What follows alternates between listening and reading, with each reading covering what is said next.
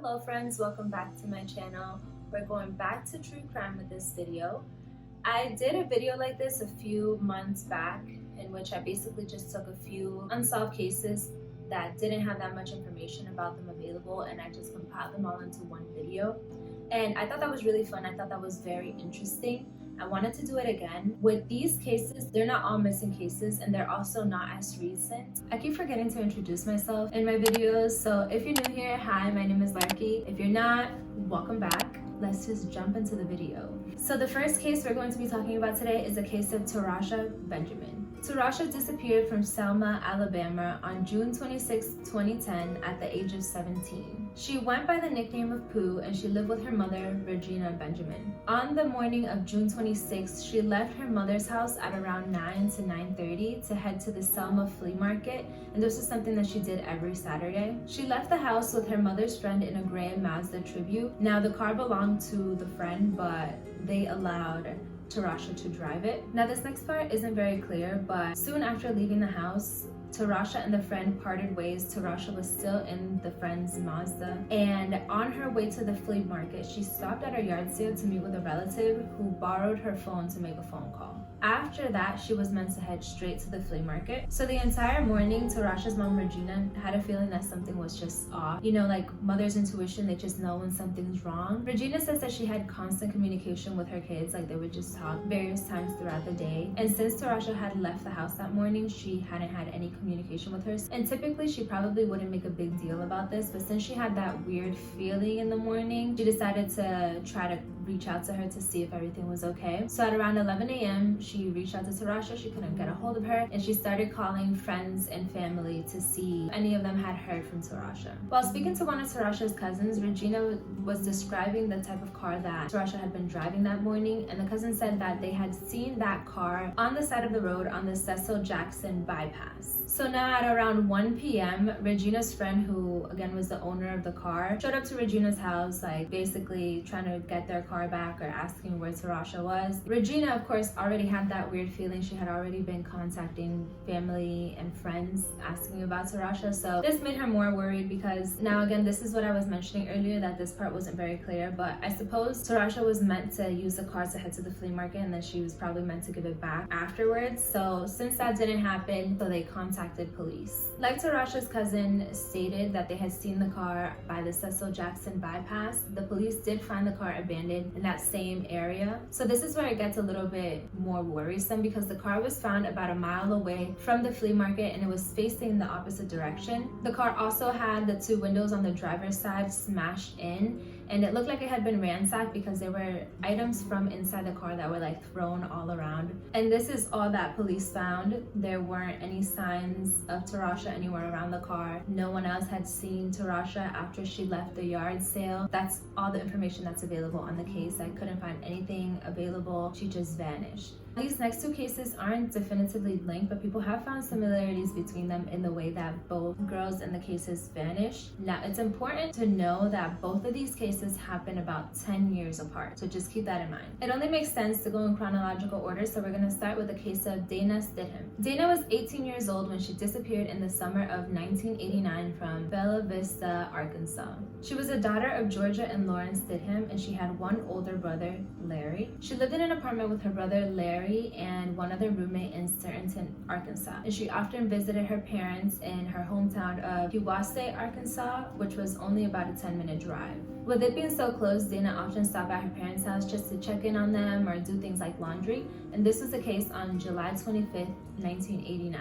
So Lawrence was the only one that was home that afternoon, and Georgia was working. Lawrence hadn't been feeling very well that day, so when Dana stopped by, he asked her if she could run to the store to pick up his prescription. At around 3 o'clock, Dana left her parents' house in Hiwassee to head to the Phillips food store, which was located in the Bella Vista town center. She was driving her gray Dodge Omni. About an hour later, Georgia got home from work, and Lawrence told her that Dana had run out to grab his prescription, but she hadn't returned. They thought she might have been having car trouble, so they decided to head out to the Phillips food store and take all the possible routes that Dana could have taken to see if they would have found her or her car anywhere. They didn't find her anywhere along the way, so they decided to head into the Phillips food store to see if anyone had seen her. And people did confirm to seeing Dana earlier that day, so they knew that she had at least made it to the store. They decided to start calling family members and friends to see if anyone had heard from Dana. As night began to fall, everyone got particularly worried because Dana was a very responsible person, so if she got held up with something or she was running late, she would have at least called someone, especially because Dana had her father's medication, so that's not something that she would just like forget about, you know, especially because she knew that that was something he needed.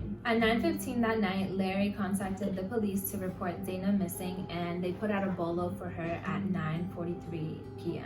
It didn't take long for them to find something because the next morning at 6:30, Dana's car was found in the southbound lane of Highway 71, which was just north of the Bella Vista Town Center. But finding Dana's car led to more questions than answers because when they found the car, they found that the keys were still in the ignition, found a receipt for the Phillips food store, which was timestamped at 3:17 the day before, and none of Dana's personal belongings were in the car. The driver's side window was halfway down and the driver's seat was pushed far back. This was telling because Dana was only 5'2", so it indicated that someone much taller than her was last driving. They also found that the car's left rear side tire was deflated, but not to the point where the car was completely inoperable. It was just at the point where like you could get to where you needed to go, but you had to make sure to fix it after. In the weeks following the car's discovery, friends, family, and officers conducted multiple searches in the Bella Vista area. They did find a few of Dana's personal belongings scattered in different areas of Bella Vista. Most of the items are found in wooden areas, which suggested that someone had like thrown them out of a window as they were driving by. There weren't any updates until September 16th, 1989, when a hunter came upon a shallow grave in a heavily wooded area of Benton County, Arkansas, but he didn't report it to police until the next day. Sadly, Dana's remains were found in this shallow grave. Dana's death was ruled a homicide, but they couldn't confirm an exact cause of death. They think that Dana was most likely stabbed. Police couldn't find any other evidence and have no more information that could lead them to finding out what happened to Dana. The mystery grew 10 years later when Amanda Tusing disappeared in a similar manner.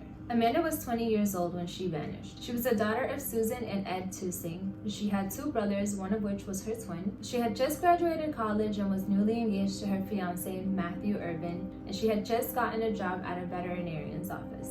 Just a quick side note, a lot of the articles that I've seen refer to Matthew as Irvin, and I know that they typically do that in writing, like they just refer to someone as their last name, but they refer to everyone else, like Amanda's parents, like by their first names, but they always say Irvin for him, so I don't know like if he goes by his last name or what the case is, but I'm just going to be referring to him as Matthew for the rest of this video. So Matthew lived in Jonesboro, Arkansas, and Amanda's parents lived in Dell, Arkansas, which was 40 miles away. I couldn't find if Amanda lived on her own or with her parents, but the case centers around the fact that she drove from Matthew's place to her parents' place when she disappeared. So I really think that she lived with her parents, or she at least lived in the same city. On June 15th of the year 2000, Amanda had been spending some time with Matthew at his house, and she had to make the drive from Jonesboro to Dell, so she left Matthew's house at around 11:30, and she was driving her 1992 black Pontiac Grand Am. And typically when you're driving late at night, people tend to like call the person that they were just with to let them know that they arrived safely. So at around 1:30 in the morning, when Matthew hadn't heard from Amanda, he called her parents to see if she made it home safe. She hadn't made it home, so Matthew and Amanda's father, Ed, decided to both drive towards each other along the same route that Amanda would have taken to get from Jonesboro to Dell, and basically just see if they found her car along the way and like meet at that point. They found her car in a well-lit area along the side of Arkansas Highway 18. This is again another scene that caused a lot more questions than answers because the keys were found in the ignition. There was a half-full drink that was in the cup holder. Amanda's wallet was still in the car. The windshield wipers were stopped mid-wipe, and the radio station was turned to Amanda's favorite station. But with finding all of this, there weren't any signs of a struggle. So after finding the car, Amanda's father and Matthew decided to drive to the nearby town of Monette, Arkansas to report Amanda missing. 3 days later, on June 18th, Amanda's body was found in a rain-swollen ditch about 12 miles from where her car was found. On the night Amanda disappeared, there had been a thunderstorm, and this took a toll on the investigation because police believed that any physical evidence on the scene or on Amanda's body had been washed away by the rain. Investigators believed that Amanda was suffocated and then thrown in the ditch. There was water that was found in her nasal passages, oximeters, but none in her lungs, which suggested that she was dead when she was thrown into the ditch. Investigators have conducted over 200 interviews, but with the lack of clues or leads, they haven't had any suspects. Now, to be clear, there hasn't ever been a definitive link made between Amanda's case or Dana's case, but given the circumstances and given that they both happened in Arkansas, a lot of people can't help but to try to link them together or just wonder of the possibilities. So just keep that in mind. There hasn't been a definitive link found between the cases, but there definitely are a lot of similarities. Up next is the case of federal prosecutor Thomas C. Wales. This case is interesting because Thomas is possibly the only federal prosecutor to have been killed in the line of duty, and police have had a possible suspect since the very beginning of the investigation, but no one has ever been officially charged in Thomas's murder. Thomas was 49 years old, and he was an assistant U.S. attorney at the U.S. District Court for the Western District of Washington in Seattle. He had been doing this for 18 years. He specifically worked on fraud in banking and business. He was an avid supporter of gun control laws, and he was the head of the Washington Ceasefire organization. He had 2 children and had just recently been divorced. He divorced the mother of his children just a year before, but it was an amicable separation. In the divorce, he got to keep the family home, which was located in the Queen Anne neighborhood of Seattle. It wasn't unusual for Tom to spend late nights working in his home office in the basement, but on the night of October 11, 2001, he was meant to have other plans. He planned to go out for dinner after work with his girlfriend Marlee Dijon, but that afternoon he called her up to cancel because he realized he had a lot of projects that he had to get finished, so he planned on working on them that night and finishing them up. Tom and his ex-wife did a lot of renovations to the home while they lived there. Particularly in the basement, they set up a home office for Tom, and they also had a big bay window which overlooked much of the backyard. And Tom's desk was located right in front of this window, so he can look out to the backyard while he was working. Tom's last communication was an email that he sent to Marlee at 10:24 that night. About 15 minutes later, Tom was shot 3 or 4 times through the window. His next door neighbor heard the shots and immediately called 911. Coincidentally, there just so happened to be an off-duty officer that had been around the area at the time, so he ran over to Tom's house and he noted that Tom was still conscious, but he couldn't speak.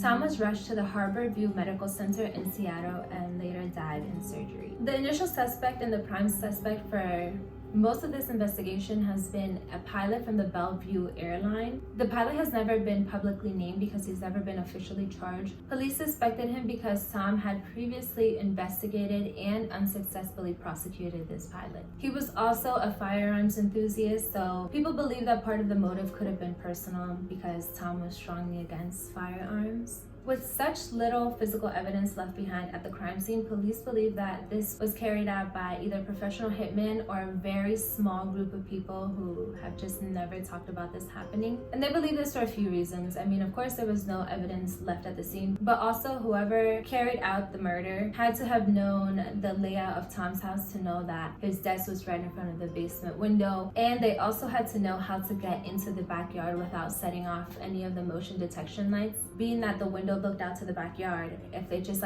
walked through it, Tom would have seen them come up. A lot of people believe that this case didn't get much attention because it happened right after 9/11, so a lot of the public's focus was on the events that happened on 9/11. The United States Department of Justice is offering a reward of up to $1 million for anyone that has information on Thomas's case. So from here on out, the footage might look a little bit different than the previous clips.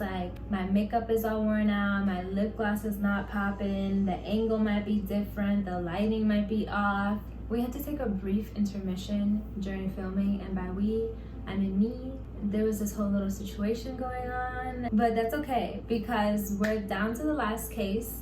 And it's funny because right when the camera stopped recording was when I was saying that there's so little information on this case that we're gonna get through this next case in the next minute or two. The last case is a case of Ashley Tarnier, who was a 16-year-old from Agawam, Massachusetts. Ashley was a junior in high school and she was very well liked. She attended Agawam High School. On November 9th, 1998, she was hanging around the parking lot before class. So it was around 7:25 in the morning. As her friends and classmates started heading to class, they asked her if she was coming along, and Ashley had said no, that she was waiting for a friend because they were planning on skipping school together.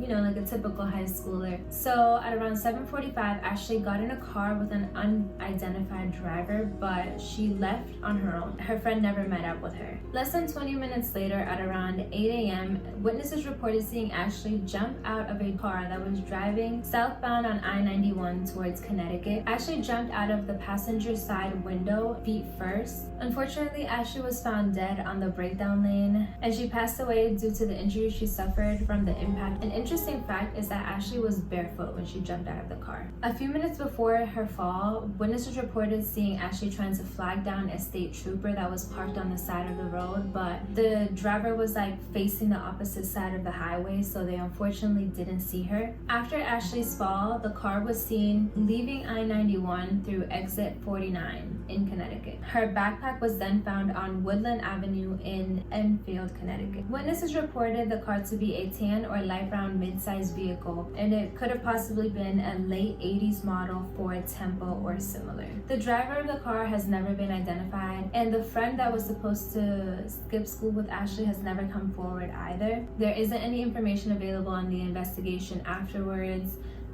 No leads, no clues, no suspects. The information available is so small that I legit only found like 2 or 3 articles on this particular case. If you made it to the end of the video, thank you so much for watching. I do hope that you like, comment, and subscribe so you never miss an upload. I do plan on uploading a lot more frequently and not just disappearing, but in my defense, it was a whole pandemic. Anyways, thank you guys so much for watching. I'll see you guys in my next video.